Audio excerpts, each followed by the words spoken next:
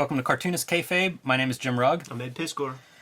Ed, today we're going to look at a very unusual graphic novel. As far as I know, the only graphic novel ever published by Holloway House, the kind of legendary crime fiction imprint or crime nonfiction imprint. Or publishers of Iceberg Slim's Pimp, as everybody knows it. That's probably the best way to say it. Before we dive into this, let's take a look at what we have out.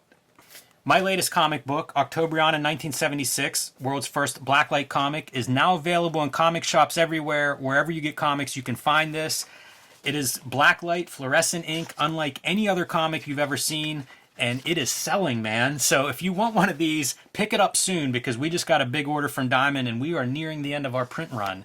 And I don't know if we're reprinting this, because it was not an easy book to make. So if this sounds appealing to you at all, if you like unique comic books, pick Octobrion in 1976 up now while you still can. Patreon.com/Ed Piscor.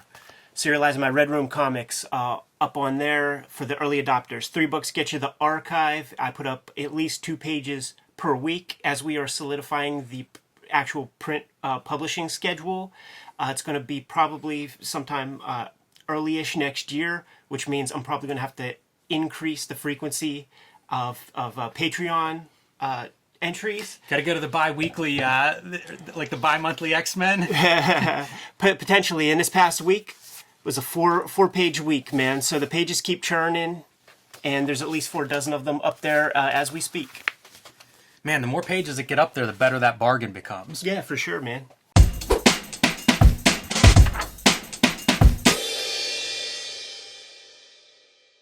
Donald Goines' Daddy Cool graphic novel.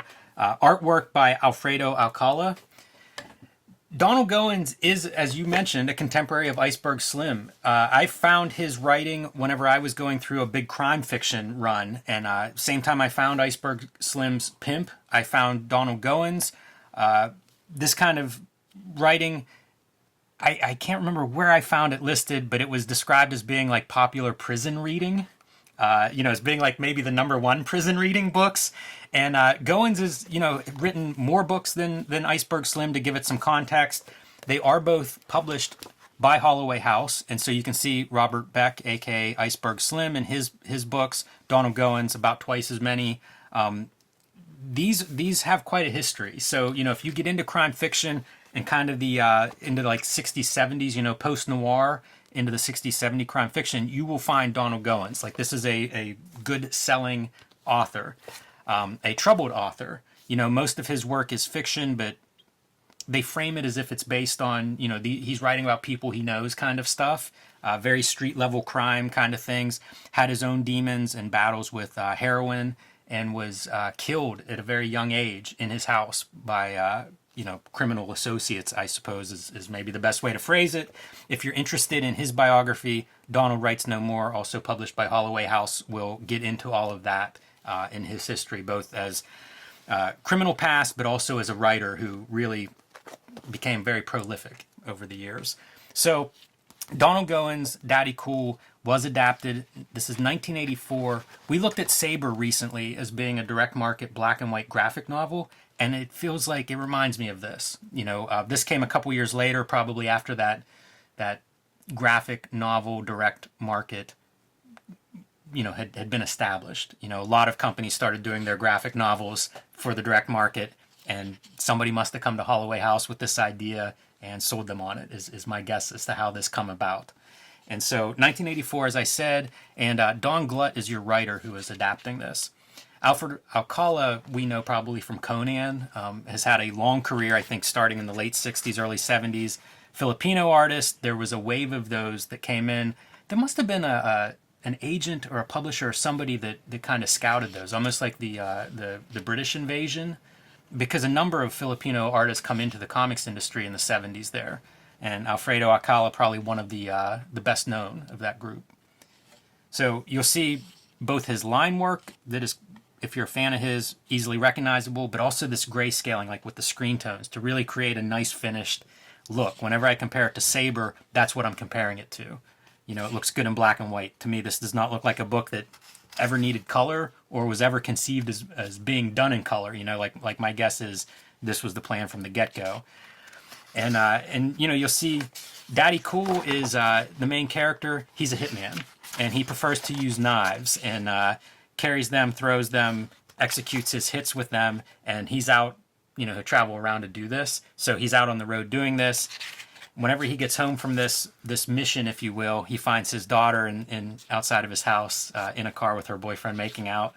He doesn't appreciate that.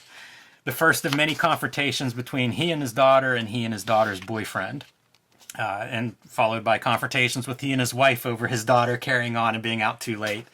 This leads to a rift between father and daughter, and eventually they part ways.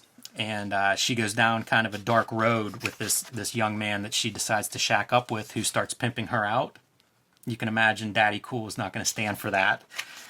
It's pretty straightforward, you know. I mean, it's a crime comic. You can kind of see where it's going from the get-go.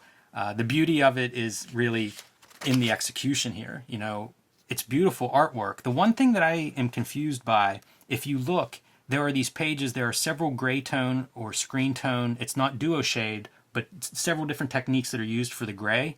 One of them is this dry brush, like crayon pencil something. And I thought it might have been used for flashbacks or for domestic scenes, you know, like when he's at home, whenever he's not being the assassin. But it's not. It just kind of fluctuates, you know. So I don't know if that's a particular type of page. Do you think that's kind of a duo shade technique that's coming out there? No, it's because you can see like the different values of it. It's that coquille board. It's like a pebbly paper that you use like one of those. You could use like a black Prismacolor pencil, and there's a certain way to add the value with the side of the pencil that creates like a uniform kind of texture like that. But it's clear that like Alcala is like using whatever he has at like close in hand, right then and there, you know. It really is, and you'll see like, you know, the pages that have that texture, and then they're followed by pages that don't use that at all. Yeah. Or you know, there'll be 6 pages in a row, and then like the same scene where it shifts from one technique to another. I think you're right. I think that a lot of comics maybe were produced that way, and then we spend all of our time looking back on them and really taking them apart. I mean, this is great because it feels like lurid, like paperback cover artwork. Yes. You know, like every panel feels that way, especially with the coquille texture. Yeah, for sure. It even, I think that sums it up pretty well. I was going to say, it reminds me a little bit of some of the adult comics that you would find maybe in the 60s and 70s, but for sure the lurid quality is there. In a way, like outlaw comics or something, you know, I think of that with the black and white, and especially these comics that have like more black ink than white space.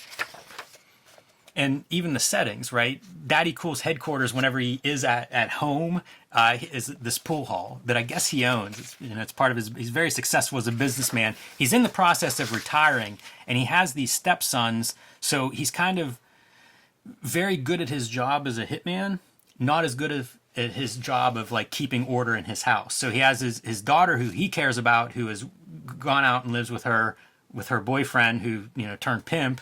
And then he has these stepsons that he doesn't get along with, and he blames them for letting his daughter run off, and, you know, they need to go find her and help him out essentially, and kind of considers them useless. Like, fair amount of domestic abuse goes on between everybody. And finally what happens is his sons knock off a Numbers house, and it's an associate of Daddy Cool's, and the associate and him go back decades, and they're like, look what happened. Some atrocious crimes were committed in knocking over that house, too, some very personal stuff. And so Daddy Cool was tasked with basically his last contract is on his stepson while he's still trying to work out the stuff with his daughter. It's a fun, you know, it's kind of a fun story, and by fun I mean within the context of pulpy crime fiction. It's not a happy story. It ultimately comes down to a showdown between he and his daughter, and in order to save his daughter, he pretty much has to make a big sacrifice. So I've probably spoiled a lot of this, but you can track these things down.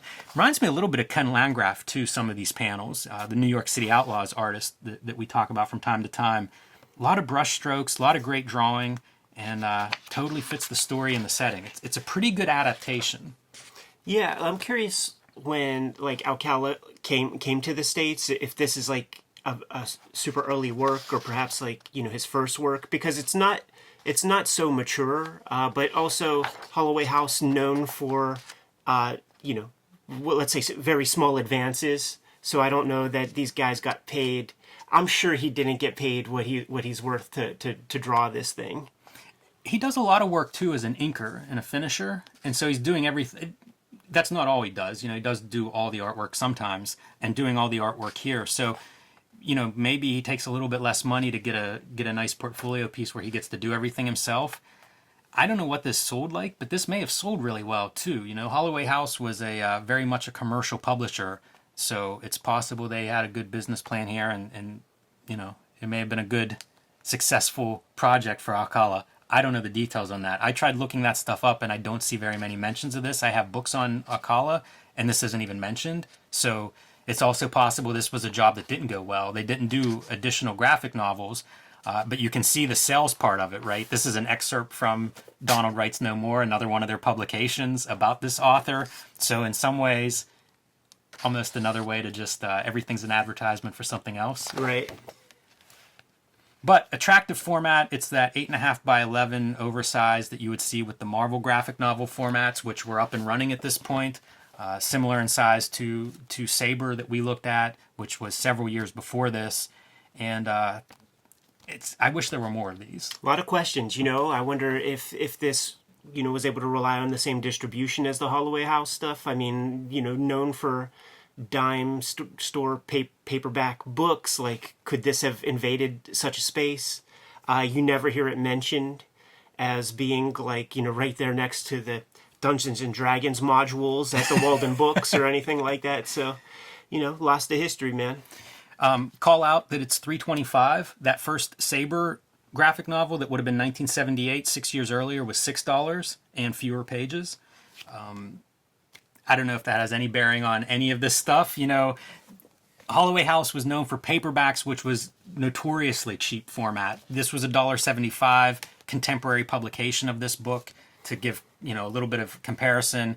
This is a bigger book, so I'm sure it cost more, just the printing of it and stuff.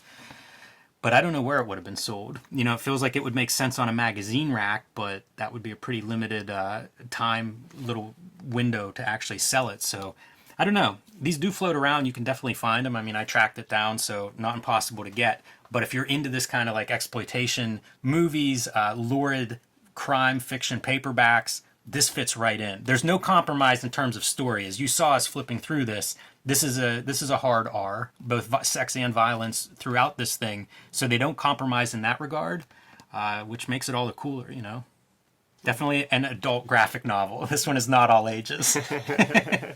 Not YA, despite his daughter playing a prominent role in this story. Not YA. Or it is YA to the Generation X era. Could be. All right, Kayfabers, like, follow, subscribe to the YouTube channel, hit the bell. We'll notify you when the next videos are available. You can subscribe to the Cartoonist Kayfabe e-newsletter at the links below this video to keep up with everything we're doing. You can find Cartoonist Kayfabe merch and t-shirts at the links below this video. Give these dudes their marching orders, Jim. Read more comics.